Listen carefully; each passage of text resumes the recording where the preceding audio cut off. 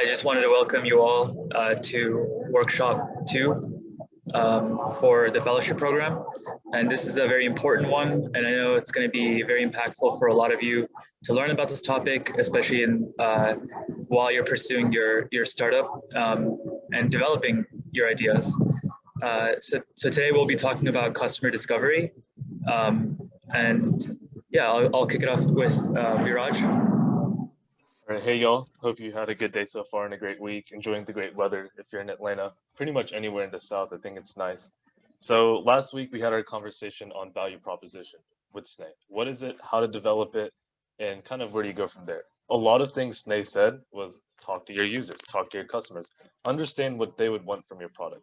But how do you do that?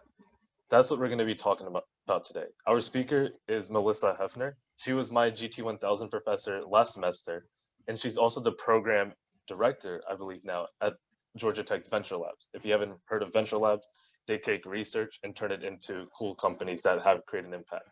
So I'll stop talking and let Professor Heffner take it away.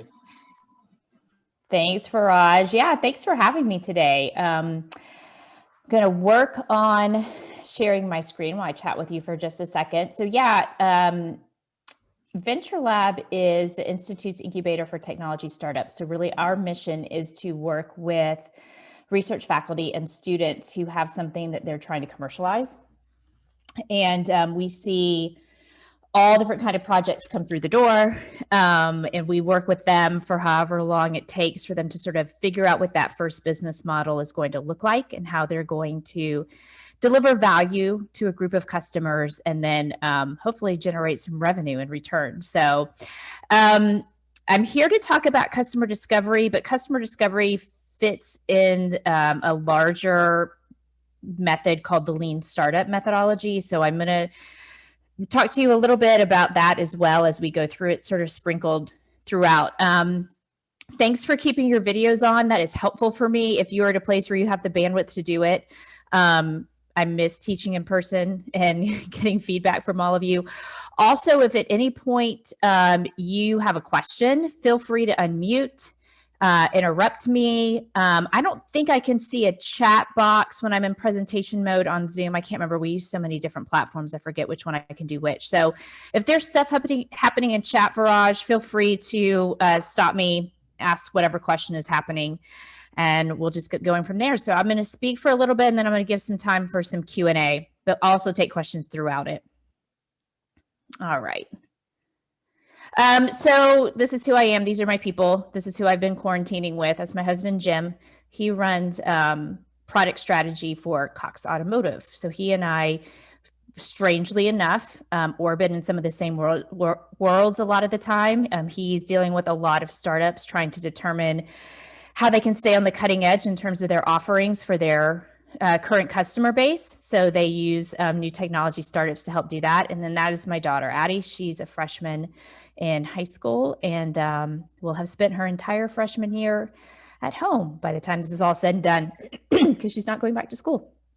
So this is just some of the places where we've taught this, sprinkling of places where we've taught this. It's been all over the place.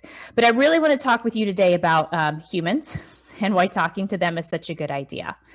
And the first thing I need to do is dispel a myth that we have and maybe tell you something that is going to surprise you. But I'm here to let you know today that customers, or sometimes we use the word stakeholders, or sometimes we use the word beneficiaries. There's this myth out there that customers really are dying to get their hands on your solution, your technology, your process, your new way of doing things, your cool it that you've created. Spoiler alert, they're really not interested necessarily in your technology. What your customers and stakeholders and beneficiaries are looking for is a way to get their jobs done that they can't currently do. A way to address a problem that is a complete pill to them and they don't know how to fix it right now. How to get pains alleviated, or even to make it to that next level. How are they competitive? That's a lot of what my husband does with product strategies. How do we remain competitive? How do we gain the advantage before someone else does?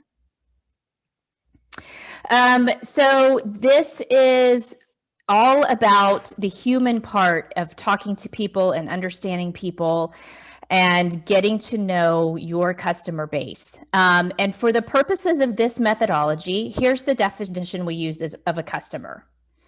Anyone who derives value from the fact that you exist. Anyone in that ecosystem who derives value from the fact that you exist. So it's not always going to be the end user necessarily. There's a lot of other ways to think about who in your ecosystem can benefit from your solution. Customer discovery, stakeholder discovery, the lean methodology is absolutely a full contact sport. It is very hard to do this in a bubble. In fact, it doesn't happen in a bubble. And really, this methodology is geared toward research, faculty, and students because we are really, really good at talking to each other, at developing things, of making decisions based on what we've learned or what we've researched or what other really smart people around us think. And this methodology says, okay, but you have to get out of your comfort zone, out of the place that you're used to making all these decisions and find out what the world really needs. So we say it's a little bit methodology and it's a little bit art.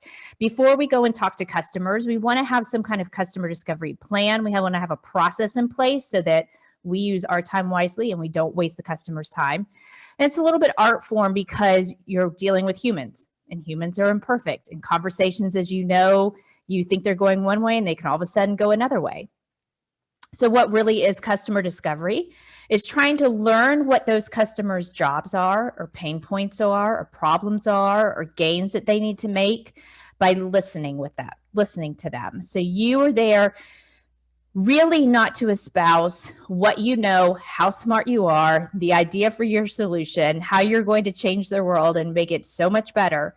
You're there to listen and understand what their world is like, and then you get to innovate upon that. So pre-COVID, this is what customer discovery looks like. We sent teams to have conversations face-to-face with potential customers in the ecosystem. And our teams were talking with hundreds of people face-to-face. At the national program that I teach, the low bar is 100 interviews. Sometimes people make it all the way to 200 interviews. That's just in 7 weeks. So you do the math, you can figure out how many people a week you're having to talk to hit those numbers. Now that we've moved to COVID, guess what? Our teams are still talking to hundreds of customers. We're just doing this virtually now. So here's what the process looks like. You first make guesses, hypotheses. This is where a little bit of the scientific method comes in about your customer and what you think those jobs or problems or pain points are. Then you go and test those hypotheses by having conversations with them, by asking questions and listening to the answers carefully so that you can ask the right kind of follow-up questions. And then you're assessing and analyzing throughout that conversation and then with your team when you debrief after the customer discovery interview. And then you have to make changes. Our teams are iterating on the decisions that they're making and what the value is that they need to deliver to a customer and what the solution looks like entirely based on what the customer says, but this is changing on a weekly basis. And this is why we have you do customer discovery, because somewhere out there, there is some information that you don't even know that you don't know, right? That you haven't even tapped into yet. You probably have a good understanding of what you know you need to have more information about, but chances are when you get into the customer segment and start having conversations with folks, you'll realize I had no idea that's how that worked, or I didn't know that's how decisions were made, or I didn't know that's a process that they had implemented and how it worked for them. So you were there to uncover all the things that you don't possibly know. So this is a question that I get a lot. And okay, moment of truth. Is anybody thinking, why in the world would I need to talk to hundreds of people? Why can't I just talk to 5 or 6 key players and I'll have some better answers and I'll know what to innovate? Anybody thinking that? I see a few people nodding their head. It's a really valid question and it's one we get often. Here's why. Because what if you accidentally get it wrong, or those 5 or 6 key players are not indicative of the entire ecosystem? You are looking for pattern recognition here. You are looking for insight into those stakeholders, those beneficiaries. And so you have to talk to enough people to get the right kind of data to know that you've got something that you should move forward with. It's really tempting. We have folks all the time just say, if I just talk to the 5 or 6 players in the ecosystem that I know are going to make decisions, well, the ecosystem is not that small, right? It's anybody who is going to be impacted by your solution. So think about the ripple effect it might have up the chain and down the chain from where your solution enters into an ecosystem.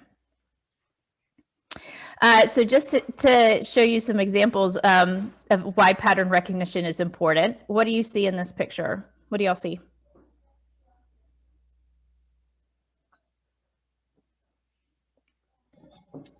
A dog. Yep, most people see a dog. Anybody see anything else? I see a dog too, for what it's worth. He's sniffing the ground. He looks like he's maybe got a collar on. What else do you see? An eye. Hmm? Someone in the chat said an eye. An eye? I haven't heard that one before. What else do y'all see? I see like a face, kind of. Mm-hmm. Yeah. So you've got to start having enough conversations with enough people that this picture becomes a lot clearer and that you and your teammates are all on the same page ecosystem. I would love to tell you that by just doing a few interviews, it's all going to come together like this. And you won't really even have to spend a lot of time connecting the dots because it will make sense as to what it is. But we are also trying to keep you from having a picture that looks like this, where it's just, you really can't begin to guess what it could be. So somewhere in between the easy to understand unicorn and this is where you're going to fall with your customer discovery. And really, the other goal of this is to build empathy, to really understand what people's needs are, how you can deliver value to them in a way that is sustainable.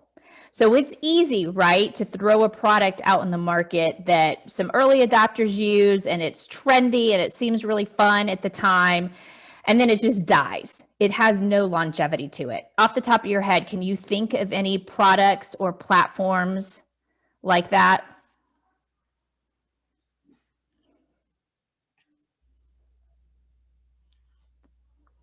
Someone said MySpace. Yeah, absolutely. MySpace. Snap Spectacles, Blockbuster. Blockbuster didn't, so they had a good thing going. They didn't innovate, and they should have. They had the opportunity to make some adjustments and move in the direction of Netflix, and they just thought it wasn't going to happen. And so they didn't make the changes necessary to remain sustainable. So yeah, it is all possible for us to develop something really cool and just throw it out there and see, get some initial users and just hope that it organically grows. That takes a lot of time. It takes a lot of money, especially when we're dealing with technology startups. Sometimes the resources you need in order to build your thing is really costly. And so our job is to try to get you to understand the user, understand the customer, and deliver a product that has sustainability for a lifetime. All right, so here is a list of people, names you might give folks who are in your ecosystem. Because remember, I said it's anybody to whom you deliver value, who gets some kind of benefit from the fact that you exist. So we've got this idea of a user or a beneficiary. And that can oftentimes be different than a buyer. Can you think of an example of where the user might be different than the buyer?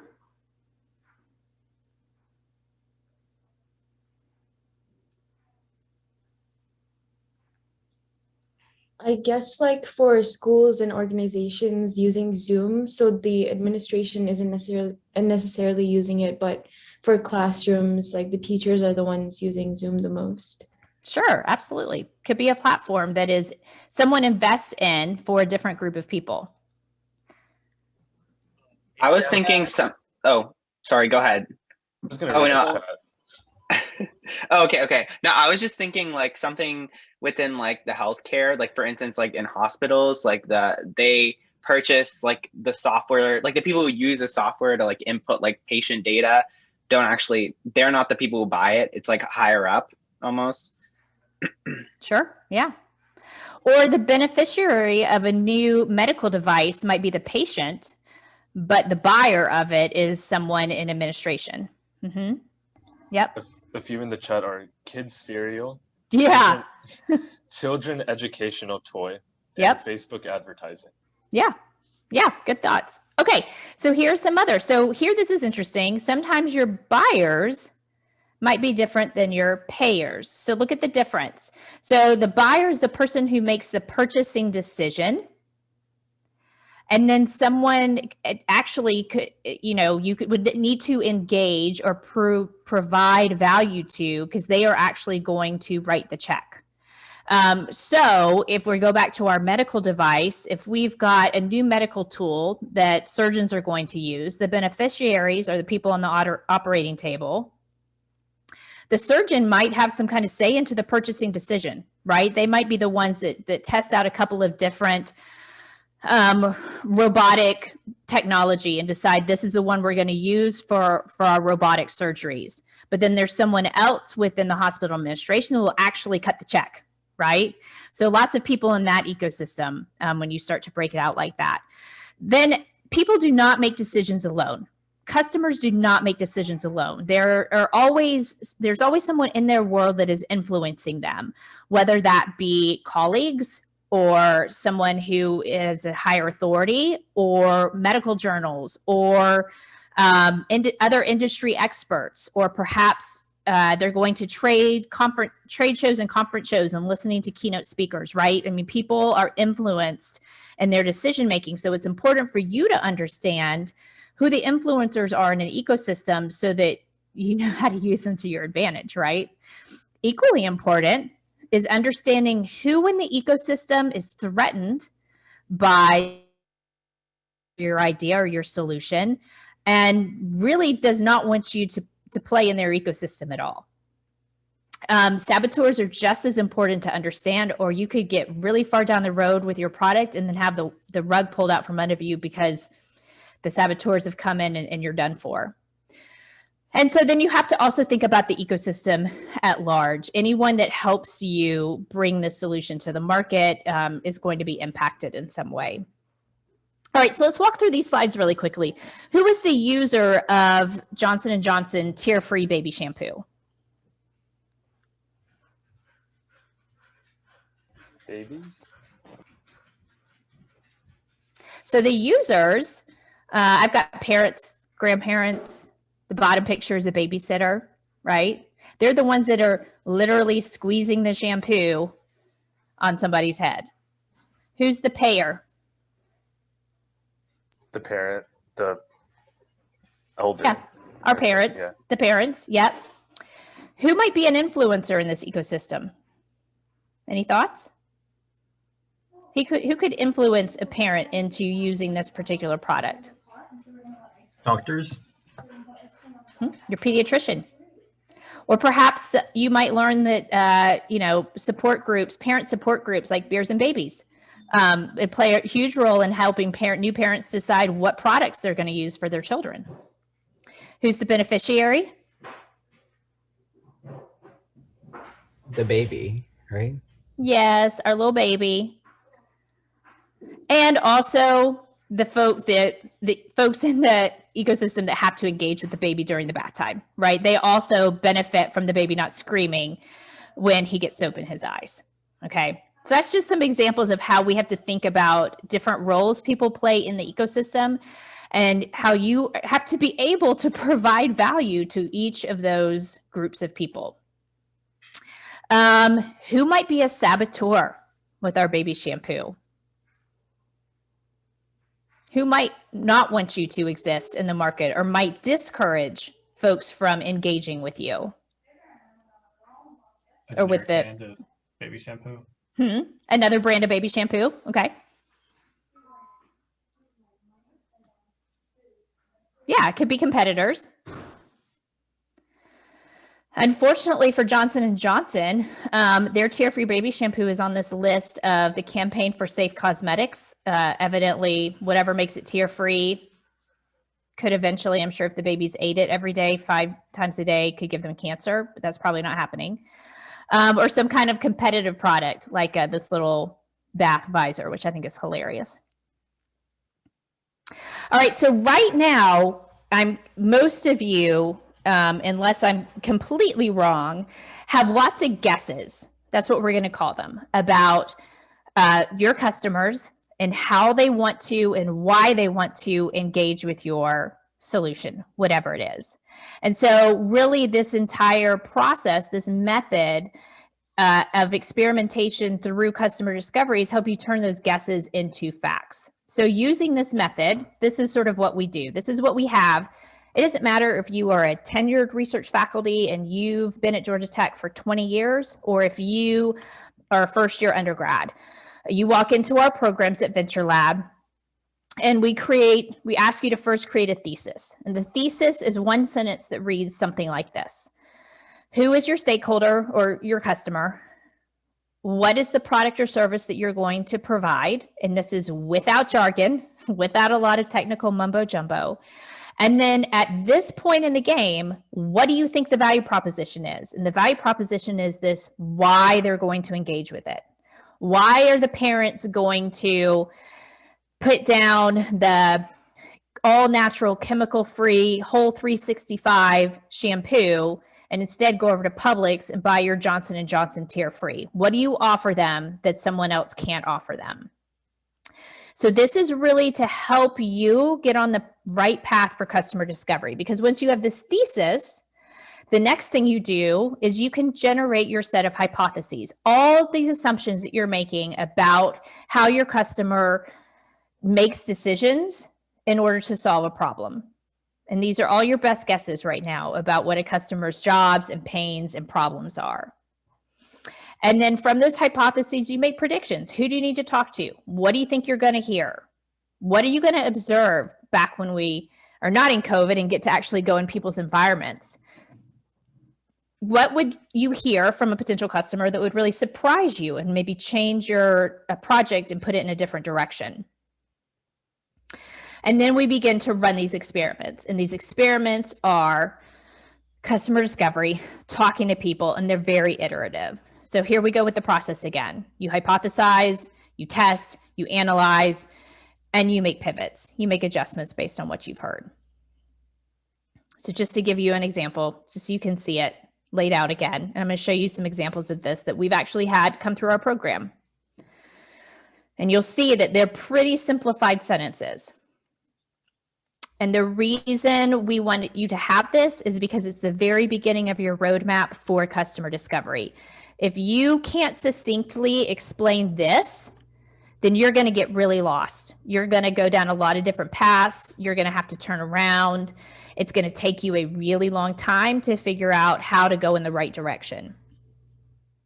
Okay, so this is a project that we had come through Venture Lab, and this team was a biomedical team, and they had a new idea for a bandage that they were going to offer to surgical nurses. They thought that surgical nurses and orthopedic surgeons would request the use of this bandage because it was going to reduce infection. And they understood from a bunch of their research that hospital readmissions after post-surgery were largely due to infection at the incision site. Okay. So orthopedic surgeons will select our wound treatment device to reduce hospital readmissions due to infection. So the customer segment is very clearly defined. It's specifically orthopedic surgeons. They didn't say doctors. They didn't say surgeons in general, right? They very much wanted to focus on orthopedic surgeons. They had a much fancier name for their bandage than wound treatment device, but that's all that needs to be said. And then the value that they think they're offering right now is a reduction in infection that might lead to a hospital readmission. So this team knows that they have to go out and have conversations with orthopedic surgeons and try to determine if they are in any way incentivized to reduce hospital readmissions because of infection. Okay, that's where their thesis was standing right there. Here's another one. This is another team coming out of the College of Computing, and they had a cool AR, VR kind of play. Elementary school physical therapists will use our virtual reality solution to improve therapy outcomes. So they were under the impression that if they could make a piece of technology that was rolling the whole time a physical therapist was in a classroom with a student, that they would then get more information, get better data, be able to make better diagnoses, iterate on their physical therapy exercises, that type of thing. So they were very specific about the type of physical therapist they were going to go talk to, ones that worked with elementary school children in an elementary school setting.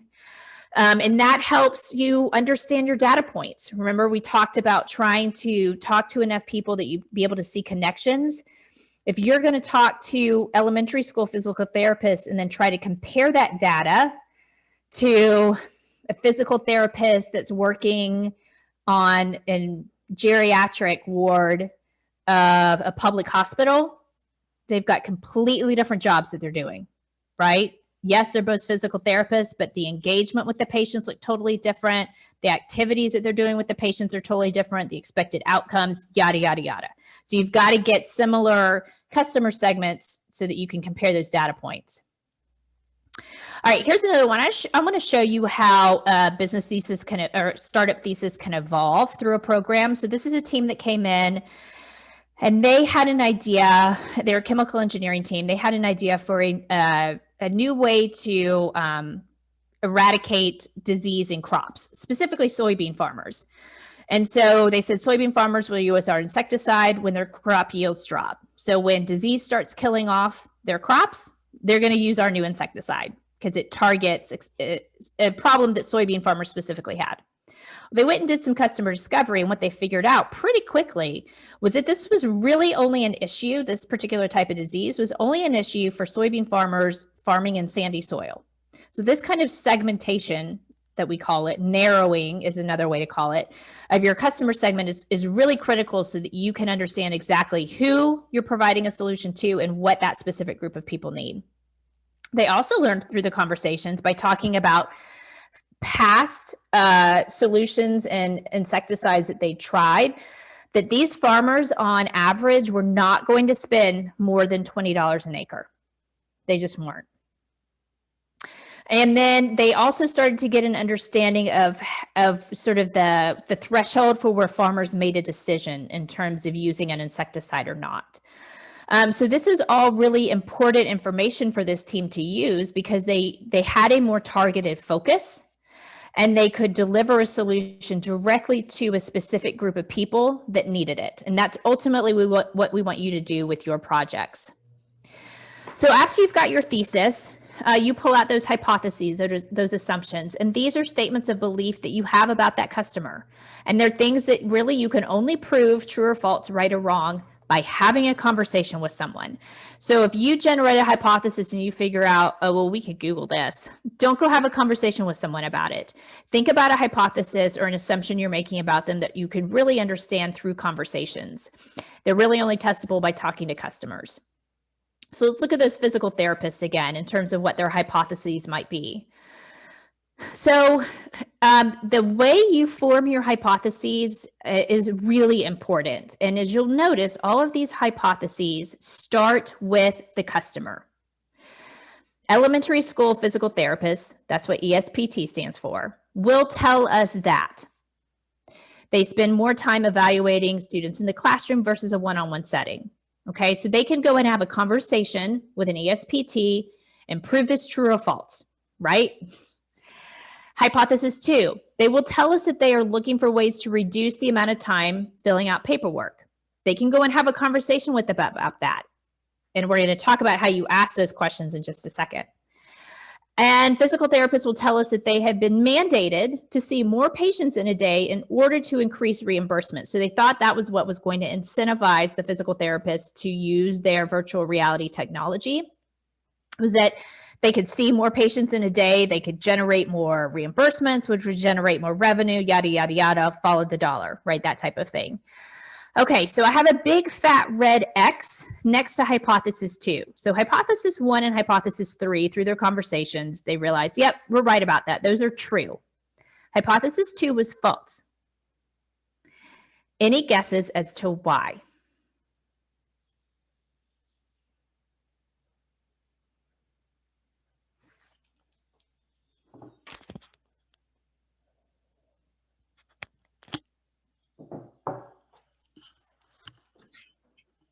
One is based off of user behavior versus one is just them saying what they would like to do.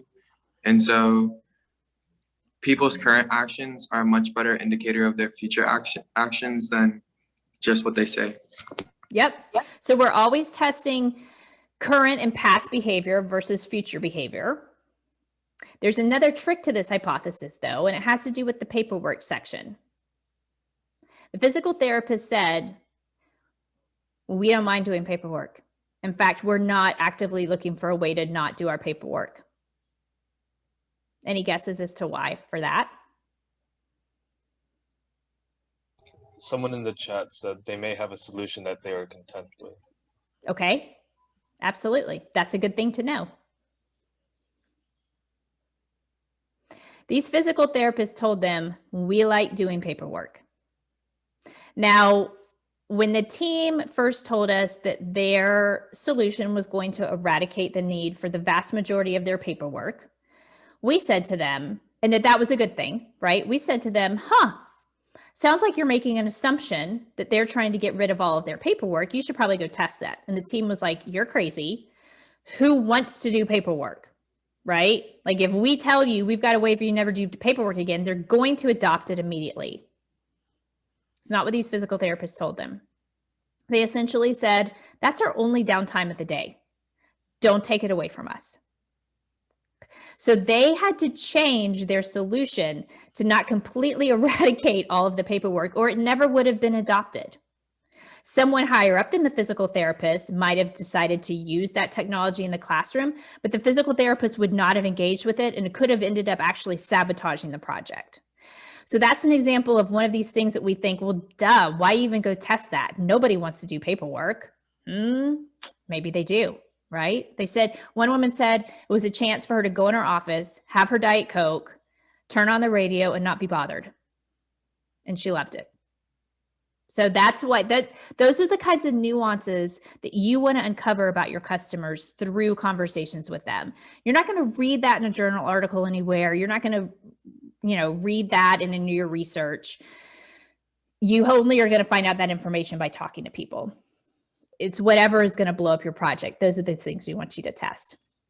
Okay, so let's look at how we then ask questions around these hypotheses, because what we're not going to do is walk in and say, hey, do you do this? Do you do that? Do you like your paperwork? Do you not like your paperwork? Do you have to see more patients in a day? Do you want more reimbursements? Do you want to make more money? We're not going to do that for a couple of reasons. One, those are all yes, no questions. So really conversation stoppers, not very interesting at all. And two, we don't really want to bias the conversation. We want them to tell us the things that they're having problems with, the pain points that they have. And ideally, if you can open up the conversation enough that it gives your customer the opportunity to tell you what their problems are without you ever mentioning any of it, then you know you've hit on something that's really interesting for them. So here's what some questions could look like. I'll give you a second to scan through these.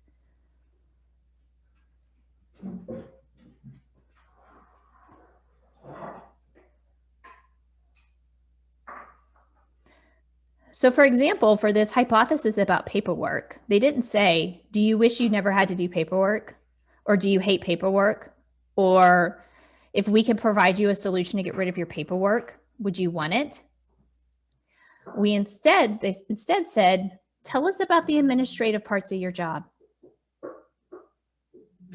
And that got them around to a conversation where they first just started telling them what administrative things they did. And then they could say, okay, well, so you've mentioned that you have to complete this paperwork and do this form and file this. What's that like for you? They didn't say, do you like it? Do you not like it? They said, what's that like for you? And these overwhelming majority of folks said something to the effect of, it's great. It gives me downtime. It's a quiet part of my day, right? They're not all going to say the same thing, but you're going to hear similar answers that'll let you know, oh my goodness, we're onto something here, or we really messed this up. So instead of saying, have you been asked to see more patients? Talk to me about what your caseload is like. Are you making any changes to your caseload?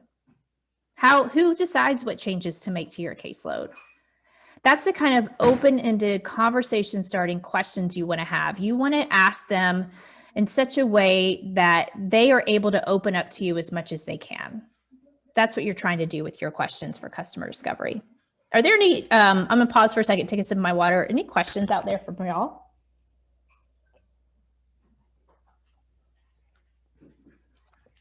Will these slides be available? Yeah. Happy to share. Thanks. So I want you to think of yourselves as detectives. You are not there as subject matter experts. You are not there as technology experts or solution experts. You were there to uncover all the parts of the ecosystem that you don't currently understand and start to connect the dots. You're going to have a role to play in this because you're going to be asking these open-ended questions. You're going to have to be listening very carefully and see what you can do to separate opinion from someone's behavior or from facts that they tell you. You should actively seek out the bad news, right? If you can get someone to tell you what, so let's say for this, the last time that we were talking about, the fact that the physical therapist wanted to do paperwork was bad news for them as their solution stood to that day. And that's okay. We want you to hear those kinds of things so that you can make adjustments appropriately. Does anybody know what the 80-20 rule is?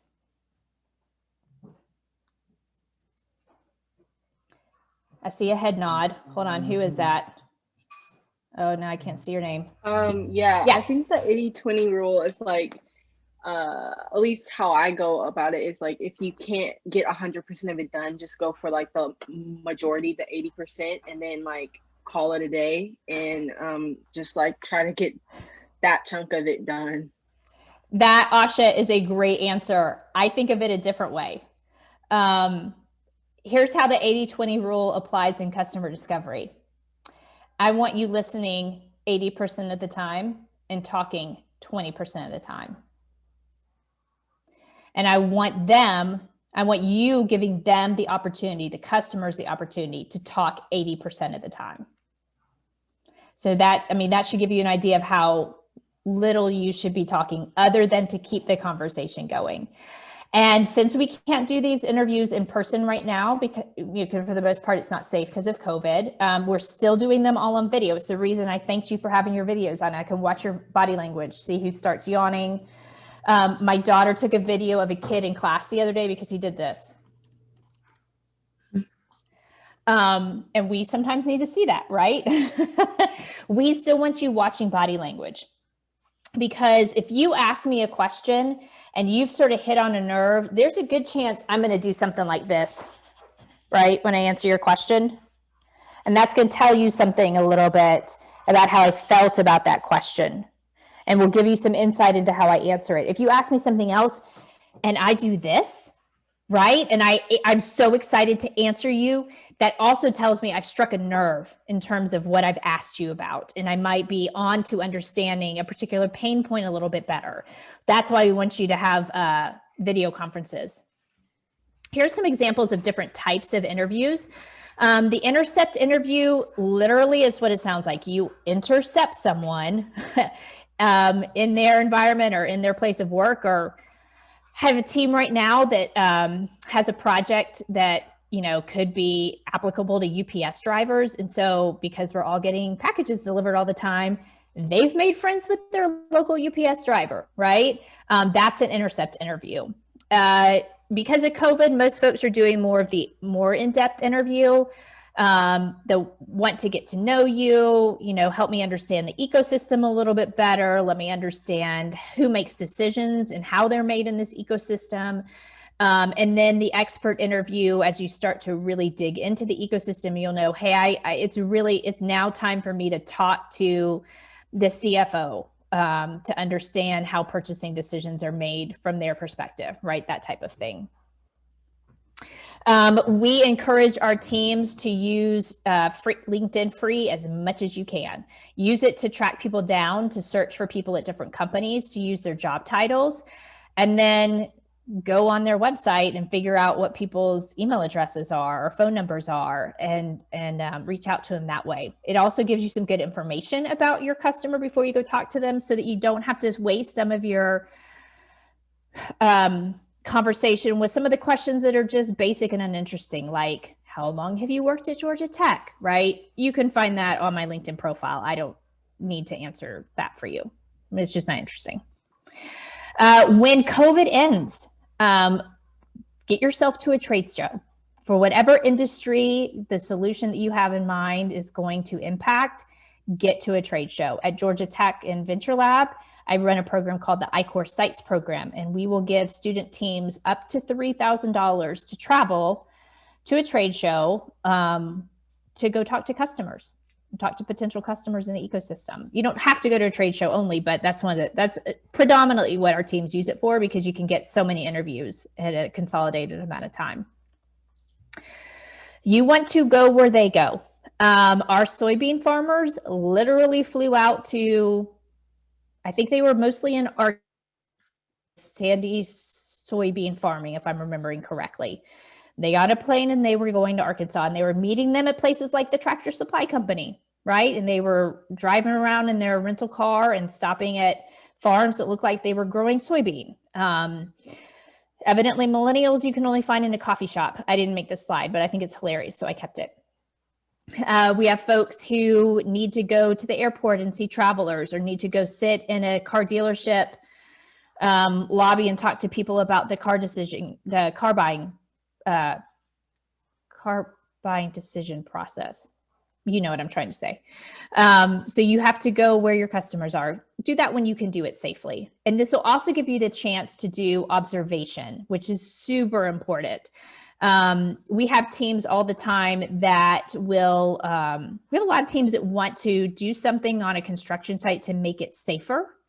And so they'll go and have conversations with perhaps the superintendent at the construction site. And of course, they get all kinds of answers like, yeah, we follow this regulation, and we're super safe about this, and we're super safe about that. But then what they observe is something different, right? Like someone walking on a job site without a hard hat on, or someone walking on a job site in sneakers and not steel-toed boots, right? So you can get an understanding of, do what they tell you, does it match up with what you actually see in their environment?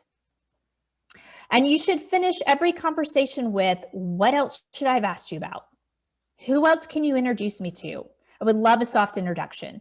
Who else in your company can help me understand this project that I'm working on? And can I call you again later if I have more questions? So in this day and age, we're highly encouraging, get on a video chat with someone. No telephones, no surveys.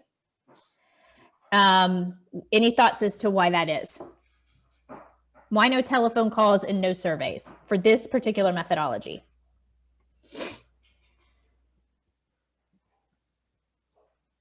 Well, for the surveys part, you're constructing questions that can only be answered by selecting. So you're not, like open-ended questions on surveys aren't very, like, nobody's going to expand on it as they would if they talk about it. Hey, tell me which one of you loves getting surveys?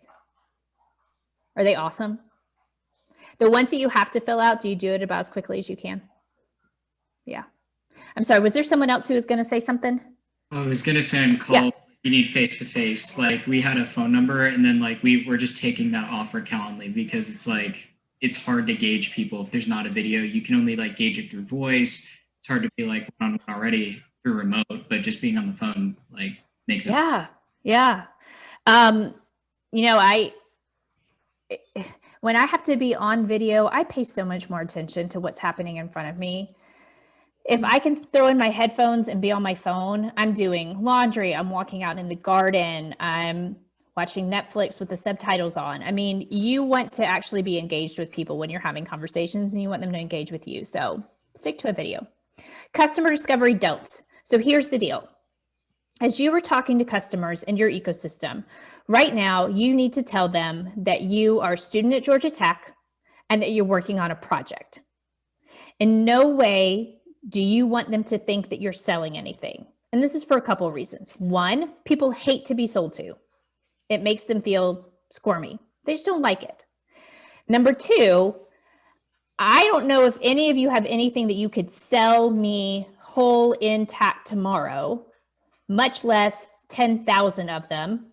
If I decide I love your solution and your technology. This has actually happened to a team. They went on customer discovery interview. They didn't do a good job of not selling. They sold the entire time. And at the end of the conversation, the guy said, I want 10,000 and I want them next month. This team couldn't do it.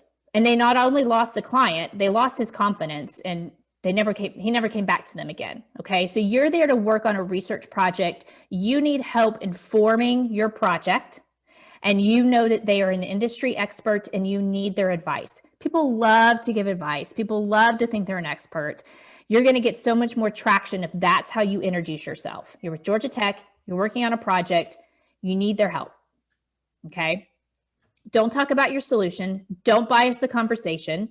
At this point, unless any of you have done hundreds of customer discovery interviews, you probably don't know exactly what your solution needs to be, because you haven't talked to your customers and found out what their needs are. The point is, it's not important for you to know if they need it in 2 different colors, or if the feature, if it needs to be really lightweight, or if it needs to be biodegradable, right? So don't worry about feature requests at this point. Bottom line, you're there to listen, not to talk. Also give yourself some grace. You're gonna muck this up the first few times you do it, maybe even the first 20 times you do it. You're going to get it wrong. But ultimately, your goal is to get to what we call the voice of the customer. And here's how instructors know when you've gotten to the voice of the customer. Because I say, hey, Startup Exchange, Asha, tell me about your stakeholder. And Asha says, well, we think that, I think that, our team knows that, it's common knowledge that, we've read that. Yeah, everybody knows, it's researched. That's not the voice of the customer. That's the voice of Asha and her team, right? And what her prior understanding of it. When your voice shifts and you start answering questions, when people ask you what you're working on and you start answering with, well, here's what we've learned. Well, we've heard X, Y, and Z, and so our solution is starting to look like this. Or our customers told us, and so now we're working on this, right? That's, you want to really get to the voice of the customer. That's the ultimate goal for you. It would be really easy to send out surveys and talk to a few key players in the ecosystem and to build something and to throw it out there and see if it sticks. But hopefully you're in this for the long haul and you want to generate really good value. So you've got to do the hard work of understanding the customer, building empathy for them, and developing just the right thing for that first customer, so that you have some traction going forward. So we want you to pick up the cat. Sorry to all you cat lovers, but you might get scratched, you might get bitten, it might not feel great, but customer discovery is what you need to get into. So that's all I got. I've left us some time for questions. Happy to take any more questions or to go into detail about a few more things, or if you've got comments. I have a quick question. On one of your slides, you mentioned that you should disarm politeness. So I'm in the customer discovery process now, and sometimes they'll be very nice and we're not quite sure how to extract information. So like, can you talk more about the disarming politeness and really getting to the core of the interview? Yeah, so a lot of that will be how you introduce yourself, how you introduce why you need to talk to them, and the way you ask the questions. And so and here's why I tell you want to lead with your student working on a project and you haven't developed anything yet, really. Even if you feel like that's a little bit of a lie, I mean, most of you aren't going to have 10,000 things to sell me next month. So people don't want to hurt your feelings, right? You're young, you're a student. They love that you're thinking outside the box. They love that you're wanting to add value to society as a whole.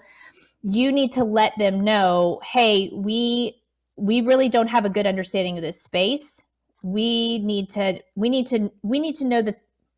to help us understand the things we don't know, and give them the space to be able to tell you, well, you probably don't know about this, and you're probably wrong about this, and right, that type of thing. And if you are getting all kinds of, oh, that's nice, that sounds really good, that's really interesting, what that tells me is that you're talking about your solution, you're sounding like you have something that you want to sell them. They think that you're too far down the development process for them to really give you any feedback without feeling like they're destroying you, right? Because you've invested so much in it.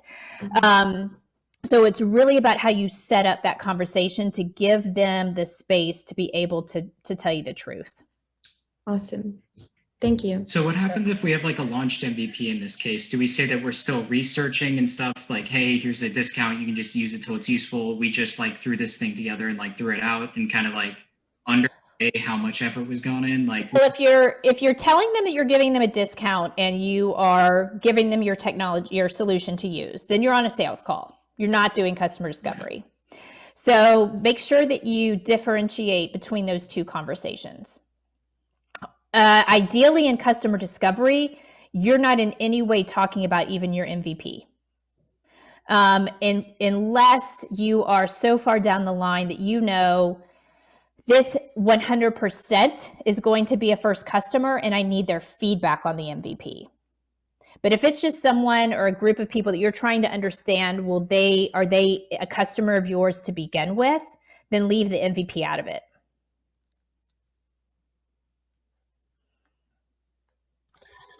I asked a question in the chat. Are we supposed to get their consent when we're doing this discovery process? Do we need to? Consent? What do you mean by consent?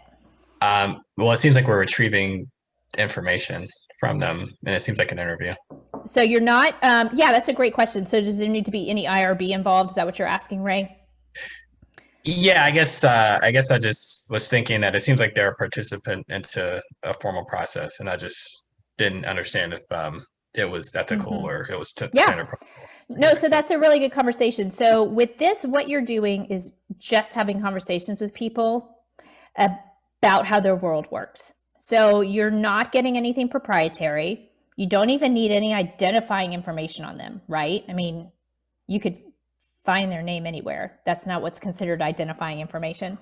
And you are not going to be using this in research in the traditional sense of the word. So no, you don't have to. We actually discourage NDAs. We discourage any kind of release form. You're just there to have a conversation to better understand the problems that exist today in the job they're trying to get done. And here's the other thing, Ray, they can tell you no, right? Right, thanks. Yeah, sure. Hey, Braxton, did you have something to say?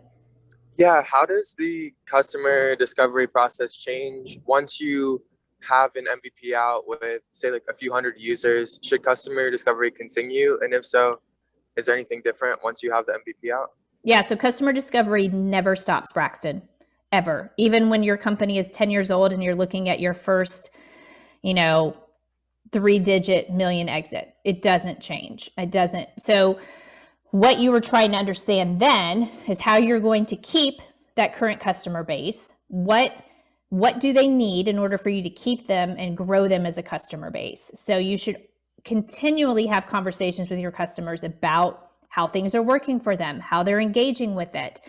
Is it solving the problem? Why or why not? That type of thing. So this is just the beginning of a huge journey of customer discovery. But your questions change, right? Once you've determined who your customer segment is and you've got something that is buildable and scalable, and you've got a set group of people, you're not doing so much of the exploratory questions about problems and pain points in general, but like specifically to your solution and how it's engaging in their world today.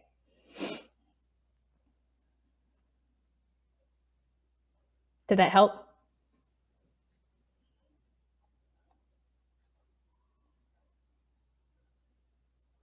I'm going to take that as a yes. I have a question real fast. I know you probably have to go.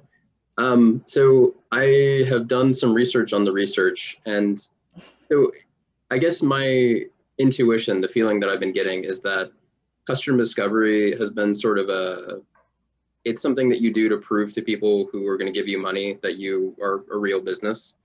And it's become sort of a totem in the community and not so much like a explicit, it's not a evidence-based thing that generates good results necessarily.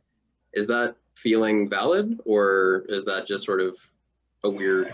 I mean, I can tell you anecdotally from teaching, I just had to pull the metrics today. So collective, we've taught over 2,000 researchers, and that's close to 600 startup teams, I think it is.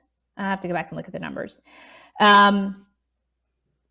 It's legit, because what happens is teams waste a lot of time and energy and resources building the wrong thing for the wrong group of people.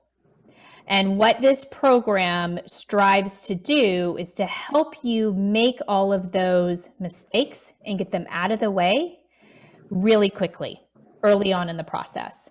And so, yes, at some point you will be able to then speak confidently to a venture capitalist and say, hey, it's not just that we're smart and we've created this thing, but we've talked to 300 people and this is what they're telling us. And so, yeah, that will increase your chances for investment capital. But like I mentioned at the beginning of the call, you know, my husband is with a huge private organization, runs product. He does customer discovery because they don't have all the answers still. And they don't know, and they're not living the same world that their customers are. They think they understand it, but they're still a bystander in a lot of ways. So we can't assume to understand what's going on with someone and how they need a problem solved until we can actually learn from them and empathize with them, and then build something that's actually going to have some long-lasting value. Yeah, that makes a lot of sense. I think maybe I framed it in a way that sounded too antagonistic. I guess No, you're fine. maybe a better way to put it would be, so it's extremely costly in terms of time and energy to do, like, every additional interview past like 100 there's like a decreasing rate of return at some point. And I guess I was wondering if there's evidence. So it seems like there's a higher bar the earlier you are to just show that you've done the work.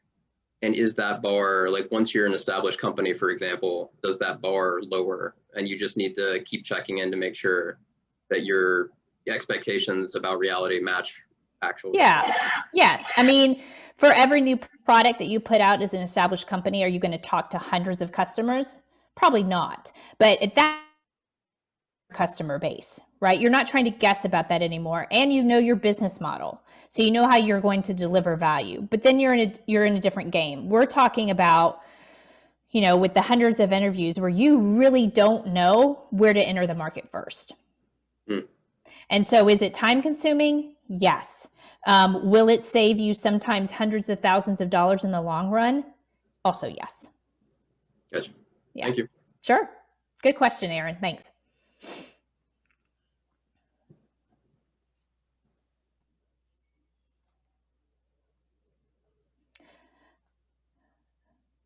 All right, so I'm going to direct do we still have Asha on the call? It doesn't look like we do.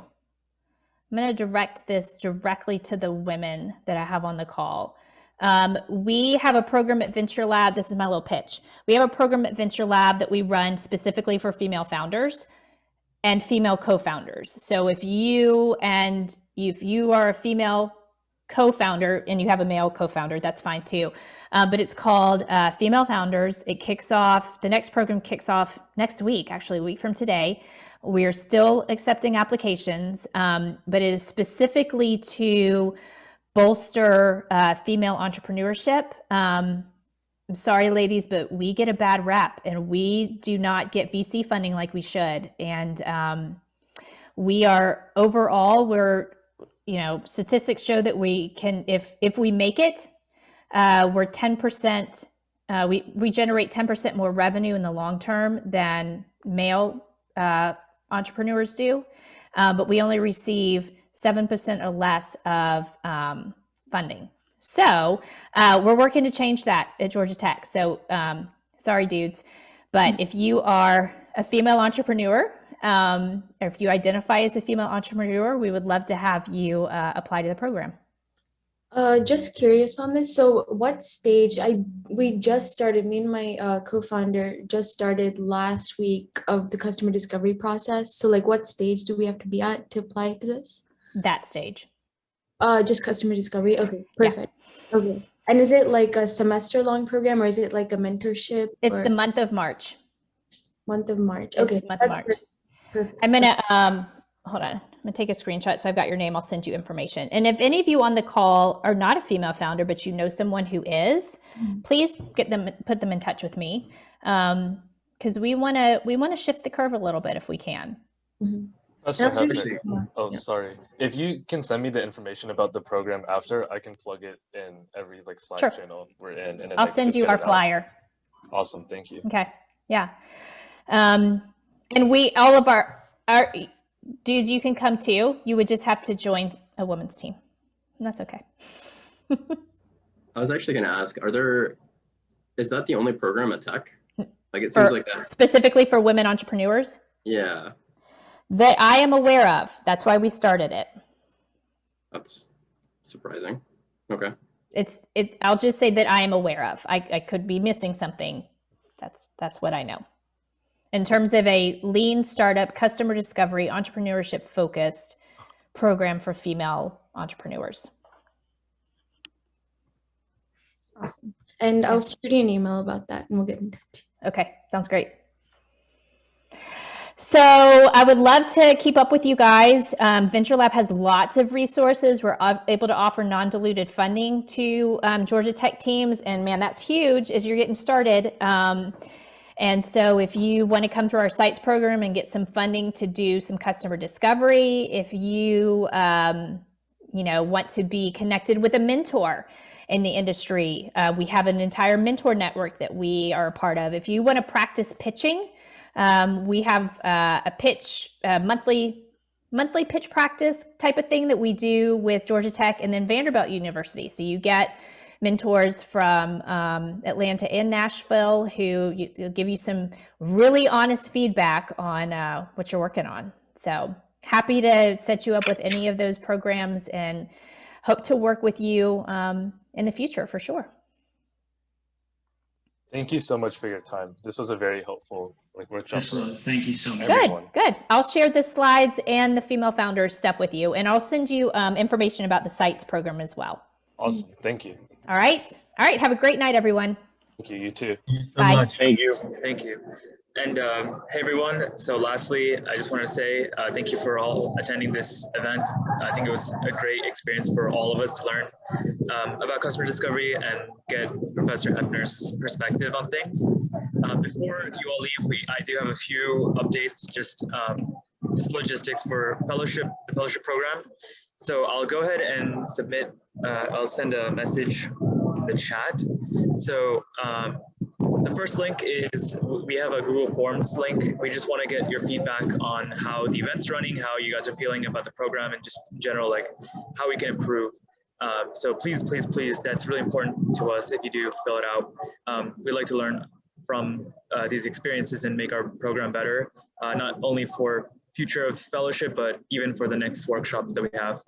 And then also we have some updates with reimbursement. I know a few teams have reached out to us asking about reimbursements. So we've worked on it and talked to our GT Innovation Advisor, and we got back this form. So after you all have purchased an item or a service and you feel that you do require a reimbursement for it, go ahead and apply on the form. There's a few steps that you need to complete, and it's pretty clear. But if you have any questions, please do feel free to reach out to us.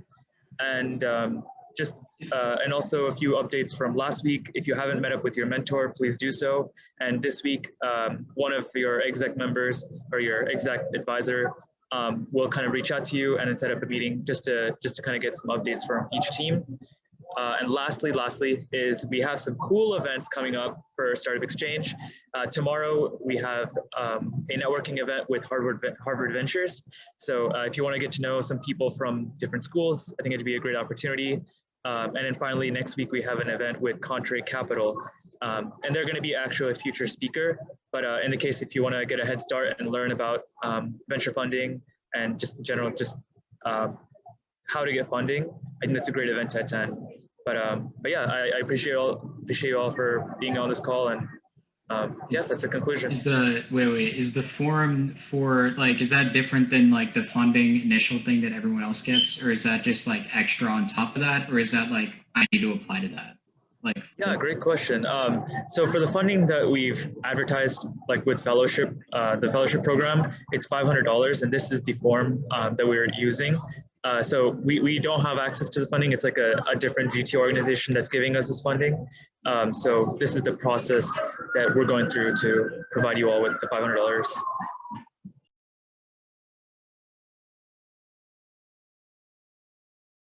all right, thank you. I'll make sure to fill that out. Yeah, no problem. Any other questions? Okay, awesome. All right, I'll see you all next week, and I hope you enjoy your Thursday. Bye, everyone. See you guys.